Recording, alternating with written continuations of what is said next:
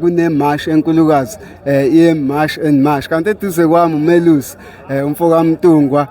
oyimember yabafowethu abasebenza ngokudeliver ukudla for ama-restaurant. Uzobabona ukuthi baningi bangikakile la eduze kwami. Bhuti wami, kungani nisukumile nani nathi cha nifuna ukuyisupporta le mash? Isizathu esenze sasukuma la ukuthi sifuna ukuba sodwa kahle kahle la ama-South Africans baningi abahlele emakhaya abakwi-waiting list abarejistile for ukudeliver abaqashwa ngoba kunabantu bokufika abawuvimbela umsebenzi abangavumelekile futhi ukuba kuleli country leli. So isizathu la ukuthi sisukuma ukuthi nathi sizwakalise umphakathi ubona unyembezi ohlele einganeni ezisebenza ezithuthweni ukuthi lingakanani. So akwazi ukuthi ngathi sihlele ecountryn yethu mase siphinda futhi sizocendezeleka futhi ecountryn yethu. So asinayo indawo yokubaleka iyona lesinayo le shuthi okudlula la nje basicindezelekile ukuthi sinyakaza nje basila sizwakalisa izikhalo zethu umphakathi uzokwazi ukuzizwa izikhalo zethu. Saside mfowethu isikhathi lama mashe lokho ebakhona kungani ngicine ndicide ukuthi le nibe kuyona ngoba mhlawumbe asikaze sinibone kwadlulile noma iyiphi participation ebekade nilokho ninayo going forward? Kahle to be honest besikade sinesifiso vele sokuthi sibe khona la. Reason why besingakwazi ukuba khona ingoba besithi masibona ipost yemarsh uthola siyibona late because ne understand ama social networks asebenza kanjani. Ke wenze ukuthi uthi uyayibona ipost uyibona seku late awusakwazi ukuyattenda mhlawumbe uthola ukuthi uyayivula mhlawumbe usuyibona ngazo sekunamhlanje. So awusakwazi ukuthi uhlanganise abafowethu nje basisebenza ndawonye sikwazi ukuthi siyoba iphathi. So namhlanje ke into kahle kade salibona leli page leli page leli kupostiwe ipost sasisithi sizowenza sure ukuthi namhlanje noma akuthobe sibabili ukuvela nje kwesithuthuthu ukuzwakala sisikhalo sizamele baningi abangekho abafowethu abebefisa ukuba la ngenxa yezathu ethize nathi esigcine singazazanga ezinye ukuthi kukanjani. Kodwa ke siyathemba ukuthi maqhubeka sizoloku siqhubeka nabo soloko sikhuphuka inamba ibankulu. So njoba sila naye namhlanje ke sithe namhlanje asenze sure ukuthi siba khona sizolekelela abafowethu laba abahlezi bela emgaqweni. Sizobalekelela nathi babone ukuthi nathi nala esayidini lethu sinenkinga siyasidinga isandla siyasicela kahle isandla ukuthi babe khona sizolungisa nalomsebenzi ngoba lo msebenzi lo mningi imndeni oyondlayo imndeni emkhulu kwakhiwa imizi la nje basila hayi ukuthi sisodlala la kodwa manje mawukuthi sothi sina sizama ukwakha amakhaya ethu mase sizophazamiseka ngendlela esingayi-understand nathi ukuthi yenzeka kanjani ukuthi umuntu eqe ibhoda eze ecountry aphinde futhi azosebenza futhi leyo nto ayi-understand ukuthi muhlelo uyibuza nawe njengomuntu ungayitholi answer. So nathi asesibona at least kasike sizila sizozwakalisa nathi nazi ikhala esikhala ngazo. Mfowethu ingakanani ingcindezi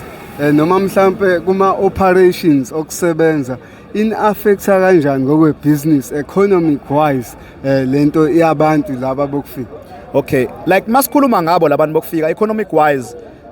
ukuthola ukuthi kunama order alahlekayo bhuti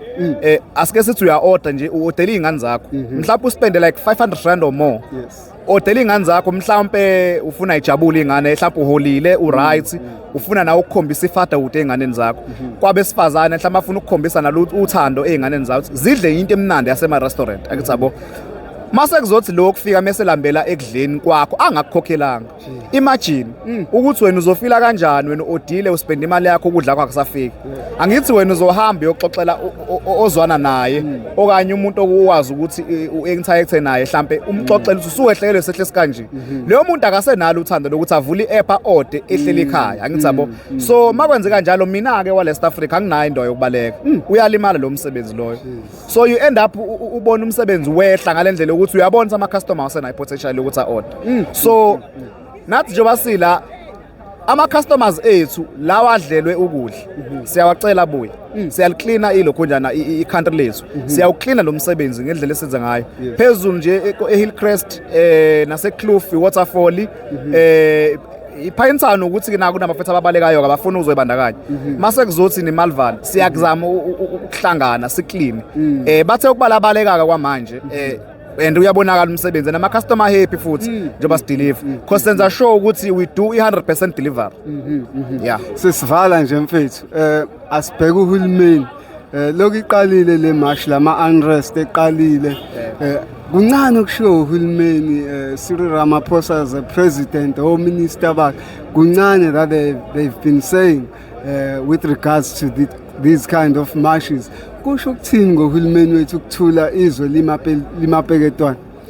To be honest nje asingathi khona kushila akukho akwenzile labantu abalaphayana eParliament akukho abakwenzile akukho abakubonayo futhi akukho abakulalelayo kodwa mangase siphephezela isimali kanje bazokwazi ukusilalela so mawuthi uyayibuka ke le nto ke awukwazi ukuthi uzothi uyileader kodwa manje wena ufuna ukuba yileader ngemali ileader ayidingi ukuthi izihole ileader isebenza ngishilambili ileader iba yiexample kwabantu abasemva kwayo so akwazi ukuthi koze kusukume thina emakhaya sihluphekele abanje wangishiya umsebenzi angiholi mangasebenzile kodwa ngikwazile ukushiya umsebenzi ukuzokhombisa abafowethu abenza lokho abakwenza kwimarch ukuthi nathi siyakhala so if inyembezi zethu ugovernment wethu akayiboni lokho kuyasitshela nje ngengane ukuthi asiyekele kumvotela shuthi kahle sekuyithuba lokuthi siyamkhipha if it means ukuthi i-country ifuneka ibe stand still fayibe stand still ngoba asikwazi phela ukuthi soholwa abantu abazongasilaleli masikhala angithi yabo abazokwazi ukubalalele abantu bangaphandle over thina kanti kahle elabani lelizwe leli elethu noma lama foreign sefaka kucace manje shuthi kahle ugovernment othimela acacise manje abese center akhethe mawuthi ukhetha ama foreigners akahambe nama foreign mawuthi ukhetha thina kahlala nathi lesilungise inkinga sibe right country ngoba akwazi ukuthi kuzofike kufa abantu mawuthi uyakhumbula ngeapartheid era kunabantu omkhulu bethu obaba abawobaba kuthina omama abalala phansi belalala lelizwe leli why ke manje mase kuzoba khona nomuntu omnyama ozolahla isipuni esalwelwa kanzima kwachitheka igazi leli agazi ke liyakhuluma lelagazi likhuluma kuthina ama veins ethu njoba sikwazi ukunyakaza kanje if ugovernment engasilaleli shuthi kohlezi kunje akukho ushintsho lizoba khona sikwazi ukuhlala emakhaya silindele into engekho anisahlehli asakwazi ukuhlehla sibuyele emuva njengoba siqalile nabafethu nethuthuthu each and every match ezoba khona sizozama ngawonke amandla ukuthi siphumelele sibe khona sifuna ukusupport abafowethu laba balungisa ikhanda nathi sifuna ukulungisa ikhanda sifisa ukuthi izingane ezokhula emva kwethu zikwazi ukuthi zibone ukuthi kunjani ukuphila ngoba kahle akukho ukuphila njengoba kanje akwazi ukuthi uzongakwazi ukuze edolobheni eThekwini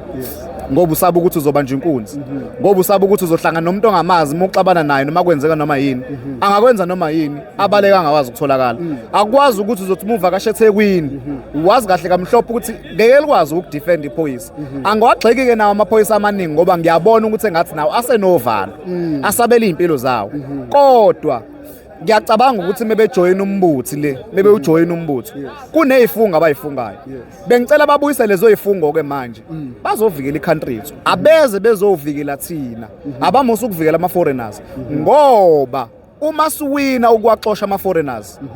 shuthi kuyomela kucaceke manje kwenzekani ngamaphoyisa lawa kade ngakwazi ukusilekelela ngicatha ibote nje kana le angisho kabi le nkulumo yami ngicela ingabi ukulwe enhlizweni zabo kodwa ngicela kuvuka unembeza kubona akuvuka unembeza ephoyiseni akuvuka unembeza kugovernment each and every one lapha eParliament akuvuka unembeza akwazi uzokhuluma ukhulume into engasithinti thina sabantu bakho and kunento ebengicela la asikwazi ukuthi thina soloke siba nama investors azoinvesta kule country yethu ngicela kuzame manje ukuthi ayiphele le nto akube yithini esiyo investor ngaphandle asikhulumeni ibusiness manje singakhulumi ulokhunja ukukhombisa ungahlakaniphi because if wena uzobiza ama investors awezo investa kule country ukhombisa ungahlakaniphi mawukuthi kuzowenza kanjani ngoba kufuneka ukuthi wena uncenca abantu abale country yakho baye uinvesta shuthi kahle wena njengomholi ophezulu negotiatela abantu abanamabhizinisi bala eSouth Africa ukuthi baye uinvesta kwamanye amazwe angaphesheya ukuze imali izokwazi ukungena kule country ngoba mawubiza iinvestor ezofika izoinvesta kule country ukhipha imali kule country uyisa ngaphandle angithi sabote njalo so ziningi ikhali esinazo esingesikwazi ukuyiveza ngoba muveza ubuhlakani bakho kule country ukuhamba kodwa ke itsfanike umuntu noma ngahamba manje shuthi mangihamba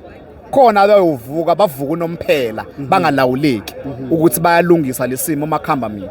yabo into nje kana le kodwa inkulumo yami ngicela bazi njengoba ngikhuluma asilu namuntu angilwi angiyona ithreat phela ngizwakalisa unyembezi enginalo ngizwakalisa ubuhlungu benhliziyo obukhona kumina cathi uyazi bafuka ukuthi umuntu mebhlungu enhlizweni ukakhulume aze akhiphe ngisho inyembezi angazi nokuthi uthina nkante ngoba usuke engasazi enze njani. Kahle kahle njengoba sila asasenze njani manje. The only option esinayo ukuthi singene emgaqweni simashi. Mfowethu siyabonga isikhathi sakho. Akubonga mina.